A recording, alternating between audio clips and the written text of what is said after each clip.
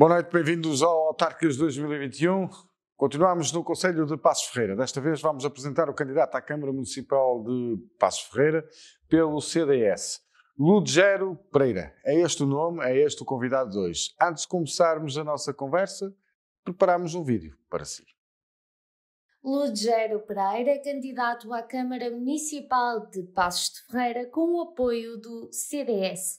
Tem 50 anos e vive em Friamunde, de onde é natural. É casado e pai de 2 filhos. Foi na Universidade Lusíada do Porto, onde se formou em advocacia.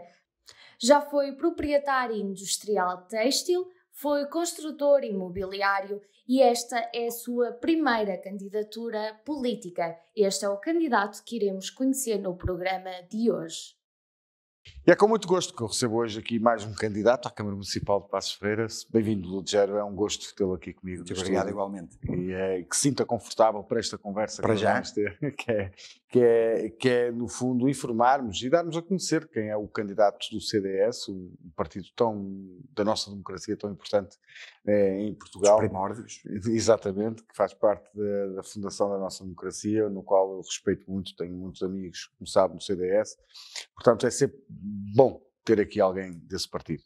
Portanto, seja bem-vindo, Ludgero, e é candidato à Câmara Municipal de Passos Ferreira.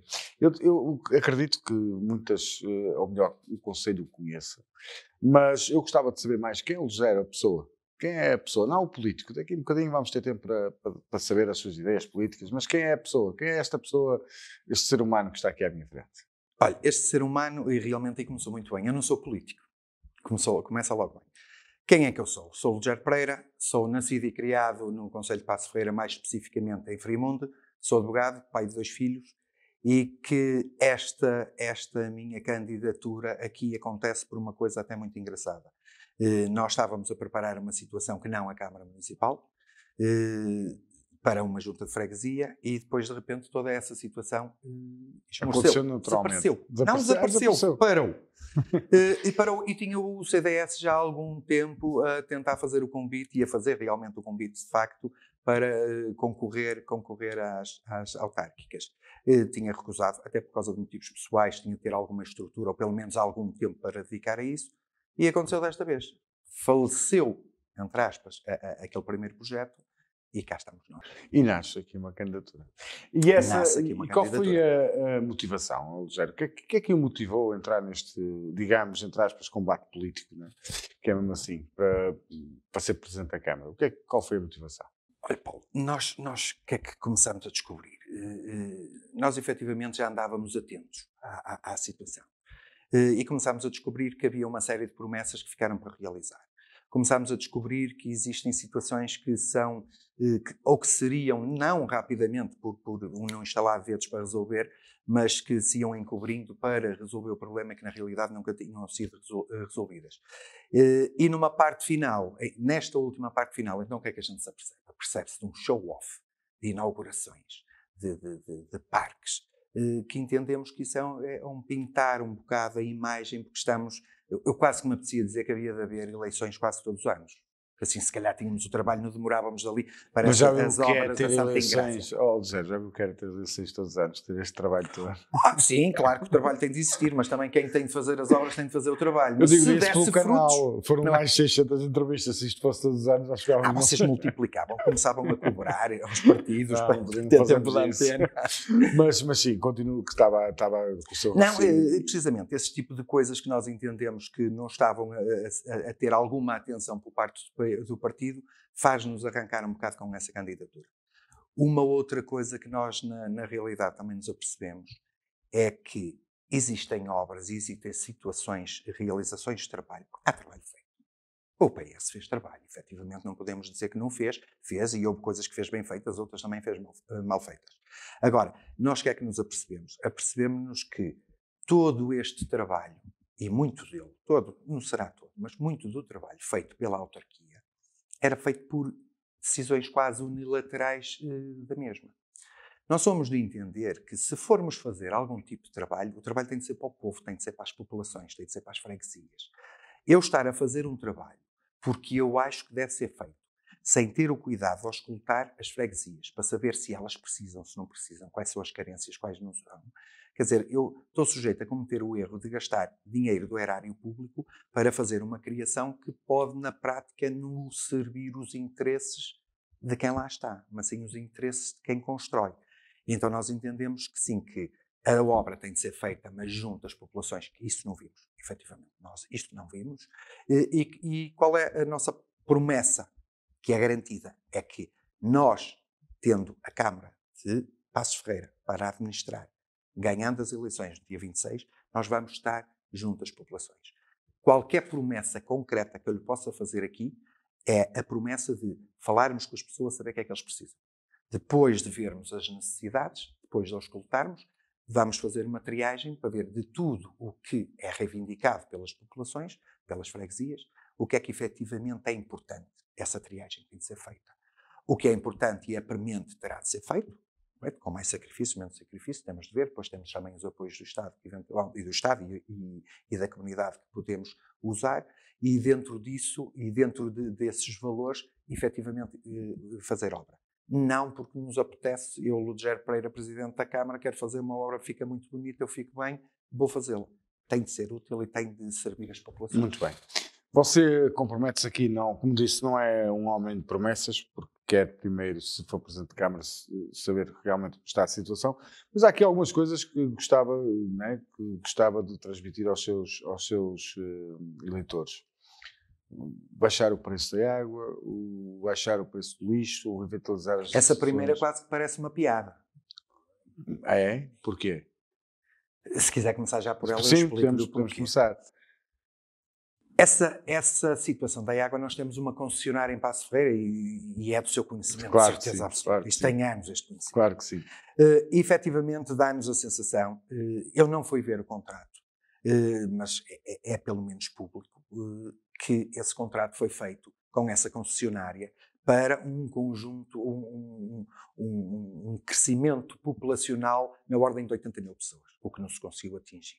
Por isso é que tem que se gastar mais água para ser mais barato? Não. Aí o que é que acontece? Essa concessionária está a pedir um reequilíbrio das contas, porque nós não atingimos o número de habitantes, e surge aqui um problema que no fundo divide-se em dois. O facto de eu, se estivesse na Câmara, iria fazer o resgate da concessionária. Claro que temos de nos sentar na mesa, existe um contrato, temos de negociar com as pessoas. Nós tivemos conhecimento pelo Sr. Presidente da Câmara, Dr. Humberto Brito, que houve uma situação que aquilo saiu de uma empresa, passou para um fundo e depois não se sabia quem é o fundo. Agora, efetivamente, disse-nos agora, pelo menos tive conhecimento da boca do Dr. Humberto Brito neste momento, que existe sim um administrador desse fundo, mas que não se quer sentar para negociar, e aí esse contrato realmente tem de ser negociado, os fundos querem dinheiro. Mas se ele não quer sentar, como é que o Ludger convence a empresa? Essa seria a situação para o resgate da água, ou aguardar que é o que até está na lei, 30, não é? até aos 1900, até aos 1900, poça, até 2035. Mas a outra questão, e é que eu falo aí em concreta, que julgo que há inércia e que julgo que é ilegal, é que foi permitido que esta concessionária cobrasse valores mínimos de água. Porque repare, porque depois aqui houve umas subidas de preços, umas baixas de preços, mas os serviços estão com preços elevadíssimos. Eu tenho um escritório e pago preços muito altos. Aqui o que é que acontece? Se a água for ter consigo ao seu escritório e não gastar 1 metro cúbico, eles vão lhe cobrar 1 metro cúbico sem gastar. Ou seja, a lei de consumidor paga aquilo que consome. Claro, correto? Óbvio. Por outro lado, se não estiver lá, sentadinho à espera do indivíduo que vai fazer o contador da água, ou ele passar enquanto olhou para o lado e tinha a porta fechada, ausente, vai pagar mais um valor alto. Ou seja, estas são as duas situações que se mostram na fatura da água. Eu não sei, nem quero especular, embora eu vá dizer, julgo que se calhar a permissão que o Dr. Humberto Brito é advogado, a Câmara tem advogados, é que eu julgo que unilateralmente nós conseguimos pouco cobrar essas situações. Dizer, mas senhores, ok, tudo bem, cobrem a água que se consome. Os senhores têm aqui também um contador. Se não conseguem ler a água este mês, leem para o próximo. Está lá o contador. No fundo, porque é que são as pessoas, quando isso acontece, têm que ser infringidas, não é? As pessoas, aquilo que me perguntou... Podiam dar crédito, não é? Podiam dar crédito aos consumidores. Não precisam dar créditos. Ele, quando não lê a água, porque não está ninguém naquele serviço, naquele escritório, o mês a seguir o contador continua lá, pode ler. Exatamente. Não é? E depois paga-se aquilo. Em relação ao consumo, porque é que eu hei de pagar 1 metro cúbico? Daí a tal situação de se ter de deitar água fora. Porque nós estamos a falar de diferenças de 12 a 13 euros para diferenças de 38 euros. Não é? Daí eu fazer a tal distinção. O meu contrato com a concessionária, que não se pode rasgar. Não é chegar aqui, eu rasgo, decidi, não. E o outro é o pôr culbro. Eu julgo que pôr culbro a essas situações da ausência e de 1 metro cúbico que eles cobram, que é um consumo mínimo, que conseguimos fazer isso de forma unilateral. Ou seja, com uma intimação, mas os senhores querem fazer isto ou não querem, temos os tribunais para fazer. Porque nós, se temos de pagar o que consumimos, não é? Porque é que esta empresa nos obriga a pagar aquilo que nos apetece. E aquilo, deixe-me só fazer aquele pequeno remate que eu estava a lhe dizer, que não ia dizer, mas à vontade, que não sei se será. Uma coisa é certa, há um pedido de resgate dessa concessionária, não é? Segundo o valor que nós tivemos por aí, houve um valor que estava muito alto no início, que seria 100 milhões, e depois passou para 40, e depois serão 20, por causa de processos que também andam aí. O que é facto é que o que me parece é que, ao deixarem estar esses consumos, esses consumos mínimos, também é uma forma de estar a tirar dinheiro ao cidadão, ao concidadão, para amortizar também um pouco a dívida. Mas isto eu não tenho a certeza. Pois, mas é ao que parece, assim, a olho nu. Há aqui outra questão, que é o baixar o preço do lixo. O que é que quer dizer com isso? Paga-se muito por nós deitarmos lixo em Passos Ferreira? É isso? Não, é assim. O preço do lixo mantém-se quando estava concessionado e agora que está com a Câmara. A Câmara resgatou, é a Câmara que está a fazer esse serviço. Efetivamente, eu quando lhe digo isso, eu sou apologista dos serviços camarários estarem na mão da Câmara. As águas, o lixo, os equipamentos desportivos também estão na mão da Câmara, sem precisar de criarem empresas públicas ou público-privadas ou públicas privadas para fazer essa gestão.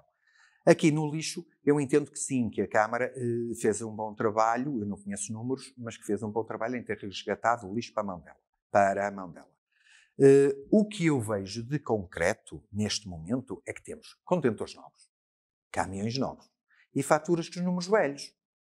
E eu julgo que, se efetivamente, na minha humilde opinião, se eu vou resgatar o lixo, é porque a Câmara terá melhores condições para gerir esse lixo. E uma das coisas importantes na gestão dos erários públicos também é tentar com que a população tenha boas condições, neste caso do lixo consiga apanhar todo o lixo do concelho, mas de preferência com o menor custo possível. E esse valor não se refletiu. E eu julgo que, mais uma vez, eu estou sempre a julgar, já viu? Mais uma vez, sou do entendimento que terá sido ponderada a situação de fazer esse resgate do lixo para a mão da Câmara, que eu concordo, mas julgo que essa situação, ao ser feita, que terá também algum benefício económico. E se esse benefício económico existe, vamos também pô-lo na fatura dos nossos concidadãos para pagar menos. Porque, repare, essa situação do lixo pode ser, por causa até de uma situação de ecologia, que é o que se fala muito agora, e do ambiente, pode ser possível arranjar uma estratégia de reduzir a entrega dos plásticos, do vidro e isso tudo, contra um trabalho do próprio concidadão, em que o mesmo faz a entrega em pontos de recolha. Eles não são nossos empregados, mas se tiverem um benefício, não é? Se calhar já me dá uma ajuda boa. Ou seja, no sentido de que, se eu tiver todos os habitantes de Friamonte, de Carvalhosa, do concelho de Passos Ferreira, em vez de eu ter os caminhões a levar o lixo, o plástico, o vidro e o papel, se eles me forem entregar a uma central de recolha, é ótimo, não é? Eu se calhar reduzo o número de caminhões, se calhar reduzo o número de pagamentos dos funcionários. Mas não tira o apoio ao cidadão? Acha que não vê dessa forma, tirar um serviço ao cidadão? Eu não tiro o serviço ao cidadão, reduz-me, porque se eles colaborarem com isso, eu tenho de lhe dar um bónus. Ok. Ou por pontos, ou em sede de valor Portanto, monetário há para descontar na fatura. Motiva, muito bem. Poderá ser uma das situações que pode ser pensada nesse sentido. Muito bem. Revitalizar as associações culturais e desportivas. Não acontece isso em Passos Ferreira? São muitas, não é? São bastantes. Nós somos um conceito... Não, somos muito ligados ao associativismo. Aliás, todos nós, eu julgo que quase todos os friamundenses, e se calhar a nível do Conselho de Passos Ferreira, pertenceram sempre a alguma associação. Eu já pertencia a várias, embora eu sou mais o back-office. Ou seja, eu gosto muito mais de arregaçar as mangas e trabalhar do que ficar aqui todo bonitinho em frente a uma câmara a falar. Palavra de honra que é verdade.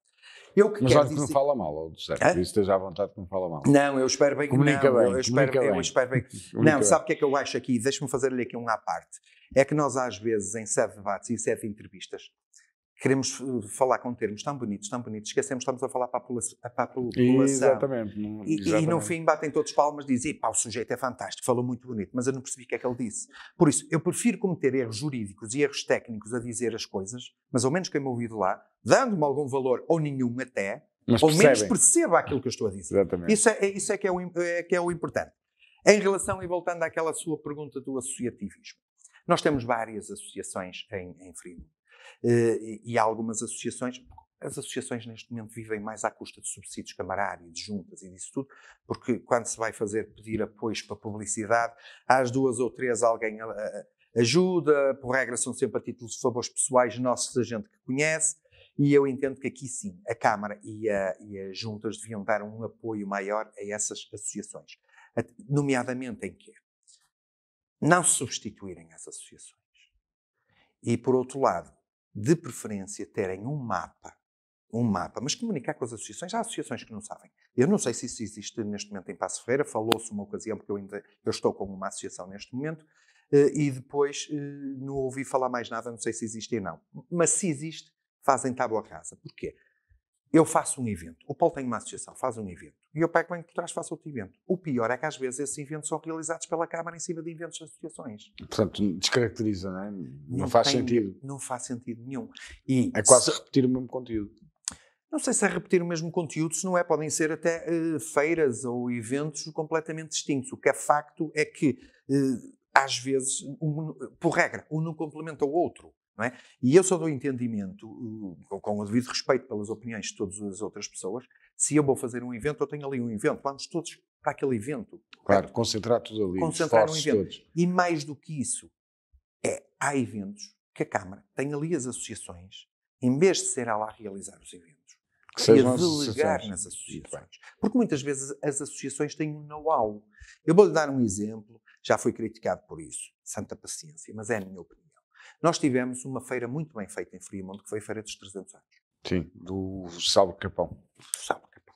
Que cá anda. Aqui temos uma associação que também realiza o Capão, e é outra das situações muito parecidas, que tem alguém a tentar substituir-se a essa associação para realizar. Eu acho que as associações deviam fazer o fim àquilo que se destinam.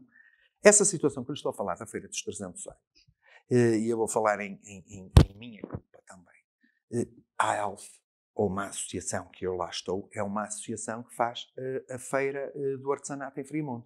Há 20 e lá estamos perto dos 30 anos. O que é que acontece? Nós temos uma ajuda miserável da Câmara e da Junta. Não é? Dizem-nos que não têm mais, ok? Eu não fui ao bolso ver. Pois. Para fazer uma feira. Depois, há essa feira dos 300 anos que foram gastos uns milhares largos de euros.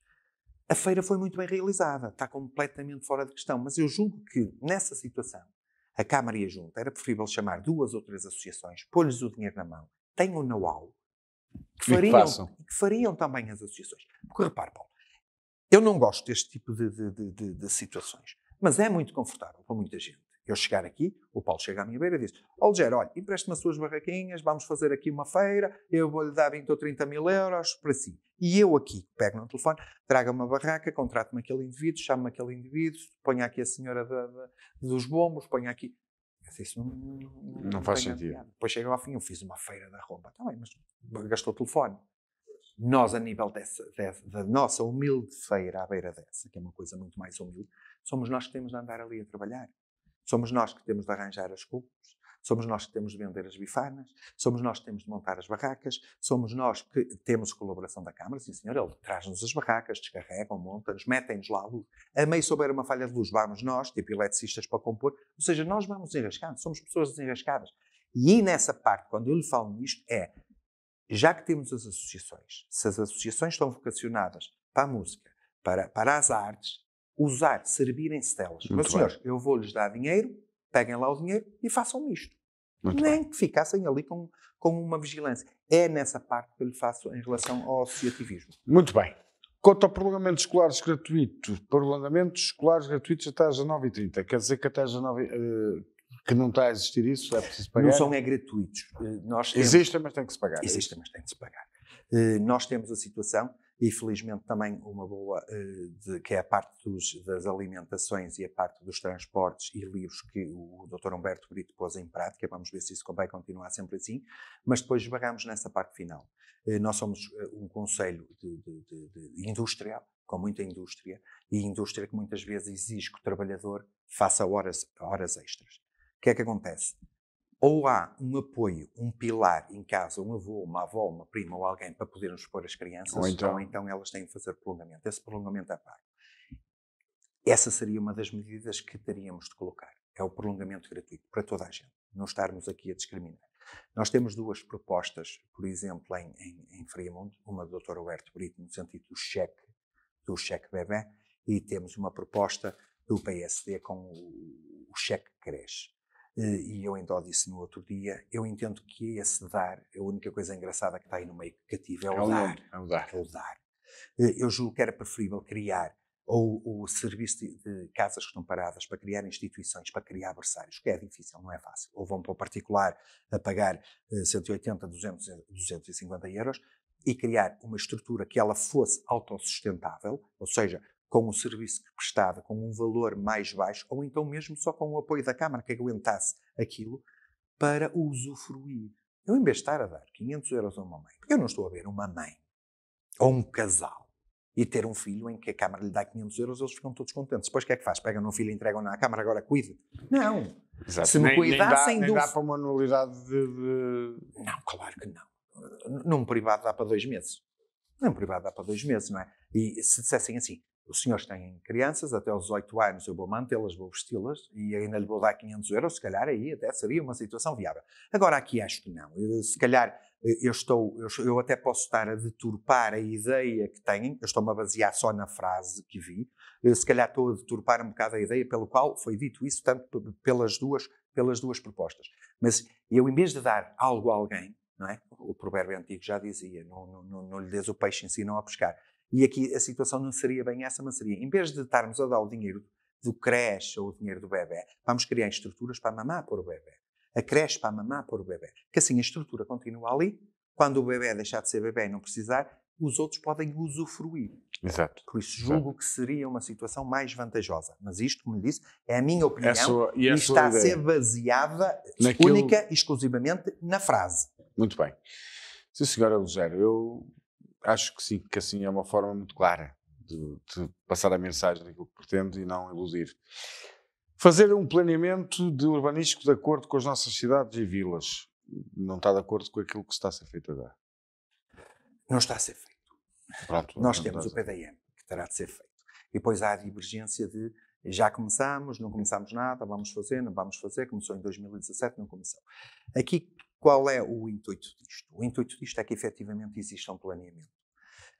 Nós tivemos uma situação que foi a PFR Invest, que supostamente cria polos industriais, a PFR Invest foi à insolvência, e depois foi um PER, depois foi à insolvência, que estão a reivindicar também na ordem de 50 e tal milhões, mas o que é facto é que tudo isso o que se conversou em relação às colocações de empresas, mas julgo que tem de ficar efetivamente definidos os locais.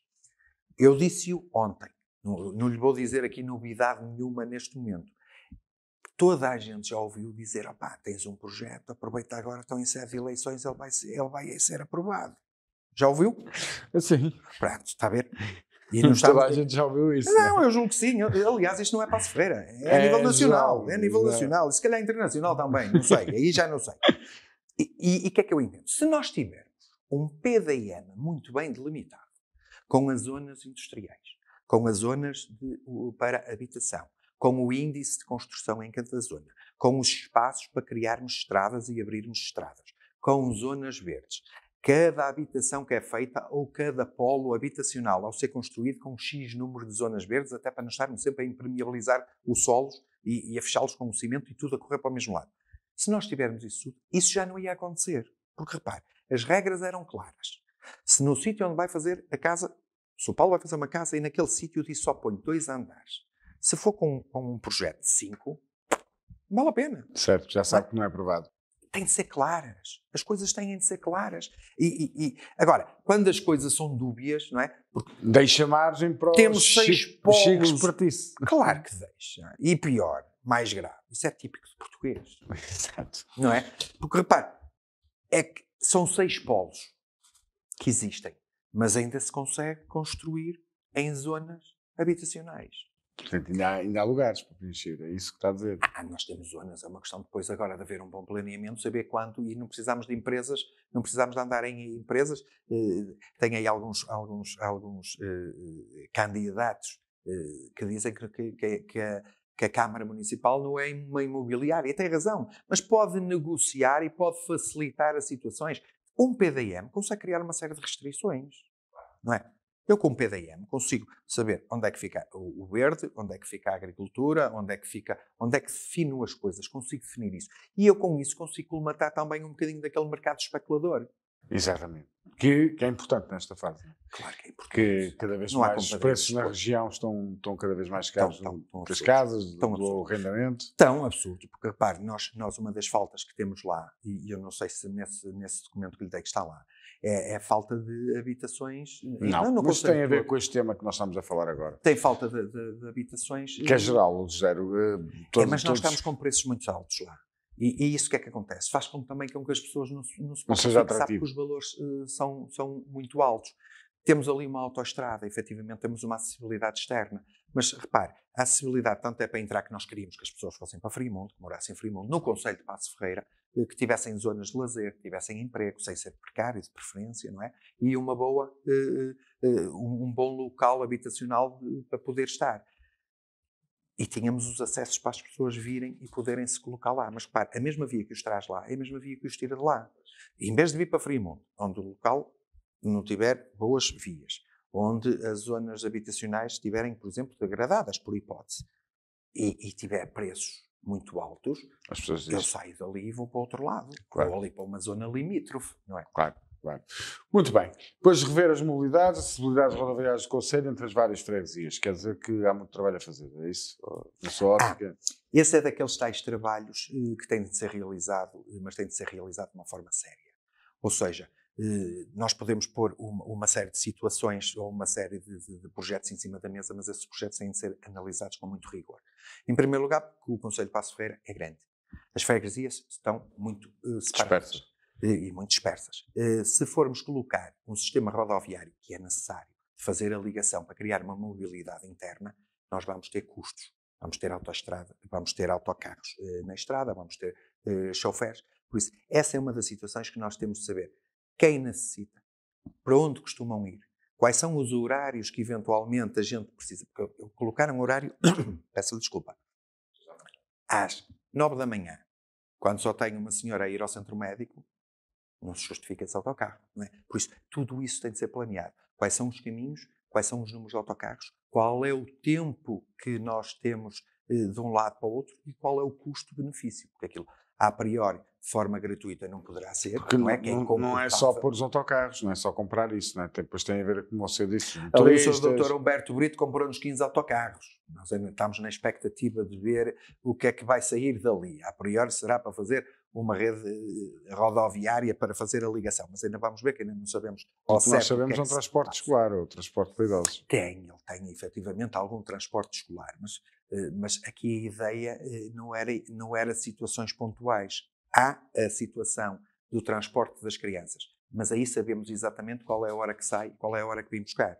Mas nós, se formos meter um transporte público por todas as freguesias, nós não sabemos quando é que... A farmácia abre às 9, só nesta hora vem toda a gente. Não é? Claro. Temos de ponderar muito bem por onde irão passar os autocarros, no caso de serem autocarros, a que horas é que irão passar, qual é o distanciamento de horários entre uns e outros, qual é o custo, qual é eventualmente a poluição, porque aquilo de preferência até era que não fossem elétricos, Claro. de preferência.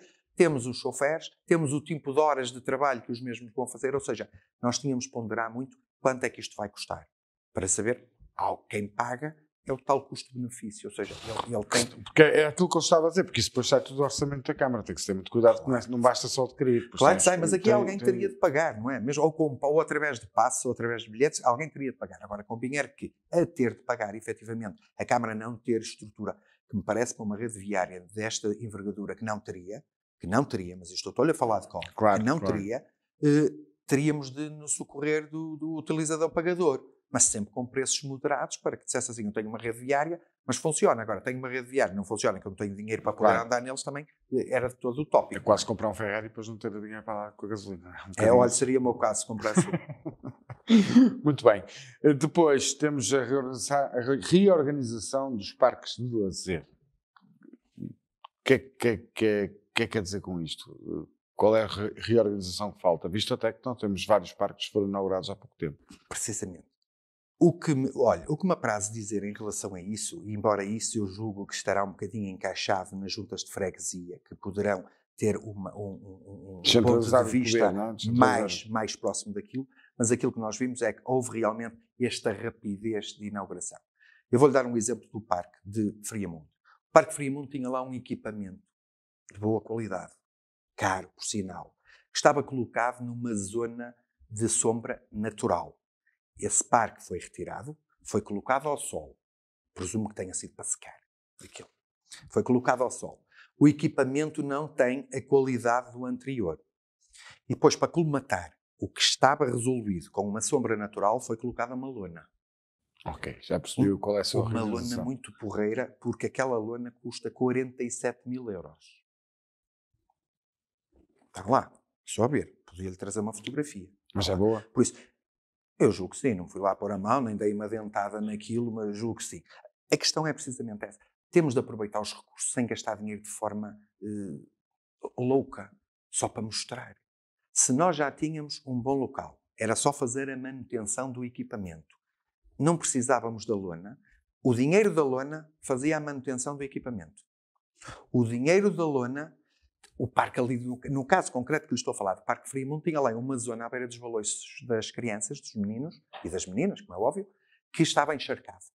Tinha muita água. Esse dinheiro da lona dava perfeitamente para fazer a drenagem dessa água para o rio que está ali a 20 metros.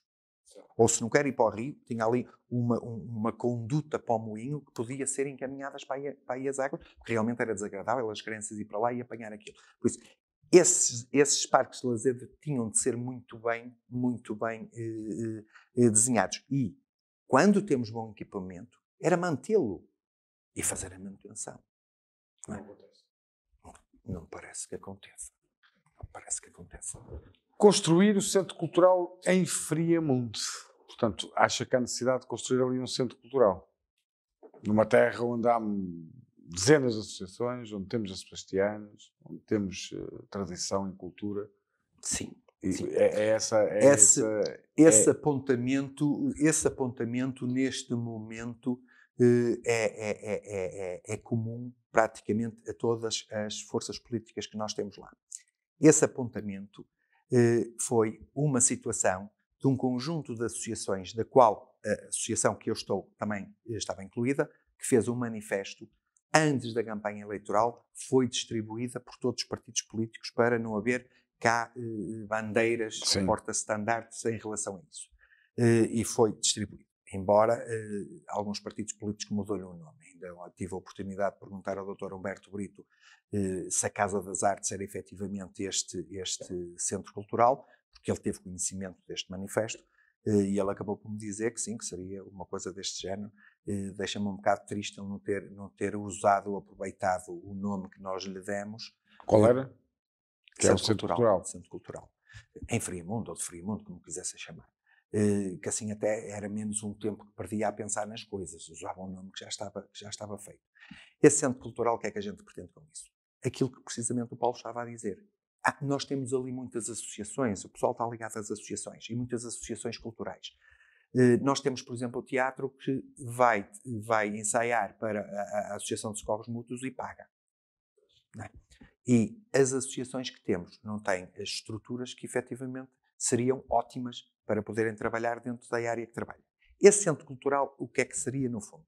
Seria no fundo polivalente, em que tivesse na ordem de 400 a 500 lugares pelo menos, que tivesse salas que desse para fazer workshops, que tivesse salas para fazer teatro, que tivesse salas para se poder ouvir música, ou seja, uma polivalência multiusos, não é? Tipo uma situação de multiusos. Mas com uma envergadura bastante razoável. Porque, repare, se nós tivéssemos uma situação aqui no Val de Sousa, nós, Paredes, Penafiel, isso, se calhar nós até vinhamos aqui roubar, se este termo me é permitido, algumas associações para usufruírem de uma situação, de uma construção bem feita, mas muito bem feita. Ganhávamos todos. Quem aqui à volta, nos concelhos limítrofes, precisasse de uma sala com X capacidade de pessoas, teria lá. Com uma sala com uma acústica fantástica, teríamos lá. Com um palco com umas dimensões razoáveis, dentro do razoável, não é? Teríamos lá aquilo. Ao levar aqui de Paredes, se fossem atuar uma associação, tínhamos outra vantagem. Íamos levar gente de Paredes para Friamundo, ou ali na zona de Friamundo, em que íamos usufruir também os nossos comerciantes, pelo menos se calhar os restaurantes, se calhar as pensões, se calhar os dinamizava o comércio local. Também. Não é? E a capacidade de alojamento de Passos Ferreira, de hotéis, não acha que há necessidade de captar investimentos de investidores nesse sentido? Claro que há. Porque, por exemplo, um auditório desses, um centro cultural desses com 400, 500 pessoas, merece depois também haver um apoio onde as pessoas possam ficar e dormir. Sim, nós temos lá algumas situações de quintas rurais, de alguns apontamentos. Numa situação em que, a priori, que tivéssemos ali um avolumado de pessoas na ordem tipo sebastianas e ficassem lá a dormir, claro que não tínhamos. Aliás, eu tenho essa noção. Eu fui festeiro da Sebastianas em 2001 e houve alturas que nós, para colocarmos músicos, tivemos de nos recorrer aqui, neste caso, Paredes, até foi Penafiel, mesmo de Paredes para colocar. Claro que sim. Agora, esse investimento seria sempre, obrigatoriamente, um investimento a título particular. Teríamos de criar essas condições, mas para criar essas condições tínhamos de ter, nomeadamente, este centro e criar as redes viárias internas e externas com fáceis acessos, para que, efetivamente, quem faz um investimento dessa envergadura se justificasse colocar ali um hotel ou qualquer coisa do género para ter tanta gente e colocar tanta gente, claro que sim. O que eu vejo aqui é que isto está tudo interligado àquilo que você propõe, não é? Portanto, há aqui um planeamento nas propostas que tem, portanto, para as mobilidades, para a cultura, para a educação. Tem de estar. É um pouco isso. O José, com certeza que terá mais propostas e também a campanha vai começar na segunda-feira e irá falar. Agora eu gostaria de saber a sua opinião. A Câmara, isto nós pensámos todos que já passou, mas a pandemia ainda está aí, o Covid. Está de acordo com as medidas que a Câmara tomou, no apoio às empresas, na gestão da pandemia na interna? Qual é a sua opinião? A minha opinião é que, efetivamente, a Câmara portou-se de acordo com o protocolo e de acordo com o figurino, não é? Ou seja, as ordens eram emanadas pela Assembleia ou pelo Governo, com orientações da DGSS, e eles iam cumprindo dentro daquilo que lhes era permitido, com aquela tentativa e erro, até se chegar a um método mais capaz possível, não é? Nós tivemos, no fundo, um indivíduo muito capaz do Exército à frente desta situação de pandemia, que se calhar com o rigor e a categoria profissional que teve, conseguiu orientar isso. Mas eu julgo que a maior parte das medidas que foram tomadas pelas câmaras... É uma situação nova, uma situação que ninguém sabia. Claro que sim, claro que sim. É uma tentativa e erro. E o apoio às empresas? Acha que tem ouvido os empresários, anda na rua, o que é que eles falam? Quais são as maiores críticas que chegam até si? As críticas eu acho que é transversal a todo lado, não é? Que era o estar parado, não haver transportes, não entregar o material, mas isso aí eles têm de se aceitar a situação, porque isto não é criada por uma Câmara ou por uma Junta, ou seja, não há ali tem consciência que você só apresentou propostas e veio pela política positiva. Tem consciência que não há muitos políticos com o senhor? Tem consciência disso? Não sei, Paulo, isso eu não lhe posso dizer. A única coisa que eu lhe posso dizer com toda a certeza absoluta é que estar a prometer coisas que não sei se consegue fazer não se justifica. O que se tem de ver é o que está feito ou o que existe, tentar resolver situações e depois de estarmos lá. Eu não tenho uma estrutura por trás de mim, eu não tenho um gabinete de engenheiros, nem uma máquina pesada que me traga os papéis por trás de mim. Eu digo, ok, meus senhores, rede viária é esta, vai fazer aqui, vai fazer ali, os carros vêm para aqui, pagam aqui, vai custar X cada bilhete, vamos ter um encarte X. Não tenho isso. E isso só poderia ser feito quando nós no terreno conseguíssemos fazer isto. E eu julgo que quem estará dentro, nomeadamente aqui em Passos Ferreira, quem tem alguma capacidade ou tem alguma visão que poderá já ter feito isto será a própria Câmara. Eu julgo que nenhum dos partidos tem essa capacidade, a não ser por si só ter alguma visão, mas tendo essa visão, daí até implementá-la, saber os custos, o que é que vão fazer, quanto é que custam os autocarros, será um bocado difícil, ou se não é, garantidamente que irá haver falhas nessa situação. O Zé sabe que neste momento o assento parlamentar, o CDS não está na Câmara Municipal. Isso também é um dos seus objetivos, ter voz na Assembleia Municipal. Era capaz de ser um prémio, não é? É capaz de ser um prémio. Nós aqui temos como lhe disse, eu sou candidato independente. E depois de estar ali no CDS, começar a trabalhar, vejo e encontro lá gente muito esforçada. Só que é preciso sangue novo, as pessoas têm de andar. Nós tivemos dificuldades em arranjar cabeças de lista. Eu acho que este ano foi geral. Ou por receio, as pessoas não se queriam associar. E depois o facto do partido não ter visibilidade nenhuma, quer dizer, era mais difícil. Nós conseguimos uma porrada de gente do género de nós estamos aí com vocês, mas não me peçam para dar a cara. Sim. Isso aconteceu. E porquê? Porque realmente o partido tem de ser dinâmico. E infelizmente o que me parece é que este partido não foi dinâmico, não cativou e não tem dinamismo. Isso tem de mudar, eles têm de mudar isso. Continua a ir contra a corrente dos políticos. Muito bem, Luís. Isto é um elogio, não é? Não penso que é uma crítica, é um elogio. E batemos muito bem nisso, como você diz, os partidos é importante a visibilidade e é importante para esse projeto ter uma equipa, e o senhor tem uma equipa definida. E não vamos falar em todos, principalmente os primeiros 4 que estão consigo e a pessoa que encabeça a lista da Assembleia Municipal. Quem são? Olha, estou eu como cabeça da lista à Câmara. Tenho a seguir em mim o Dr. Ricardo Oliveira, que é advogado também em Passos Ferreira, não é de natural de Passos Ferreira, mas é efetivamente uma pessoa empenhada, é uma pessoa que se preocupa, é uma pessoa que quer saber mais ainda para andar. A seguir temos a Diana Santos, que é uma auxiliar médica que trabalha numa empresa em Passos Ferreira, que também está disponível para tudo quanto é necessário, nomeadamente dentro da área da saúde, que fica com algum conhecimento dessa área. Depois temos, em quarto lugar, também uma advogada, que também é outra pessoa muito dinâmica, muito empenhada, é tipo quase o braço direito daquilo que é preciso, é a pessoa que está sempre disponível para tudo. E a nível da Assembleia Municipal, temos o Sr. Oscar, que é o vice-presidente da Conselhia de Passos Ferreira. Passos Ferreira, essa será a sua equipa. Sério, passou 1 hora. Já passou 1 hora. Primeiro, dou-lhe o mérito, porque é um excelente comunicador. E acho que foi uma entrevista muito simpática. Foi uma entrevista muito, muito esclarecedora. Vê-se que está pela política, pela positiva. Não está aqui, não está desprendido. Não sou político. Se calhar é mais fácil. Somos todos, José. Nós todos acabamos de ser políticos. Mas nota-se há um desprendimento. Mas sabe que há uma coisa. É assim, deixe-me só dizer isto, que eu sei que estamos no fim. Claro. Eu não sou político, não sou. E sou uma pessoa muito direta, e sou uma pessoa muito franca. Não sou mentiroso, não gosto de mentirosos. Embora depois venha aí o rótulo, mas tu és advogado, não é? Isso depois parece um contrassenso.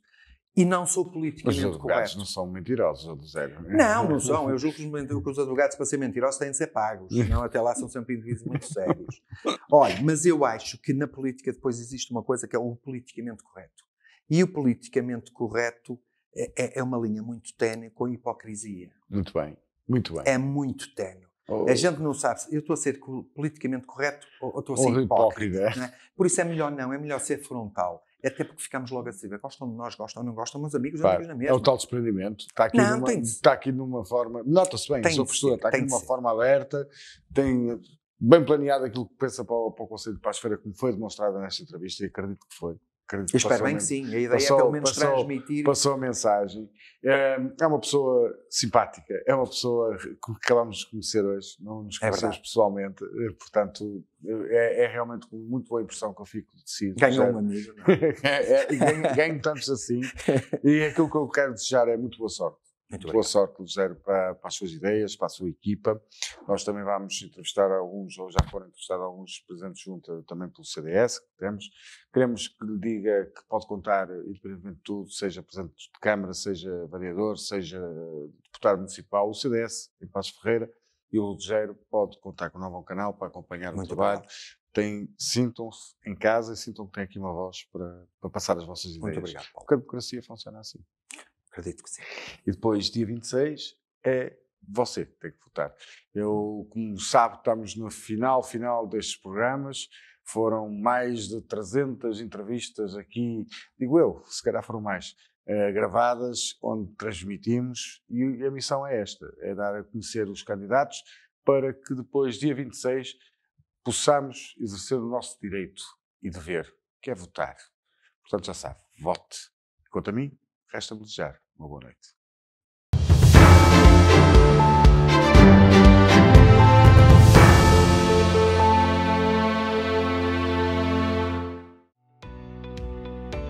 Novo Canal. Sempre Novão, sempre seu.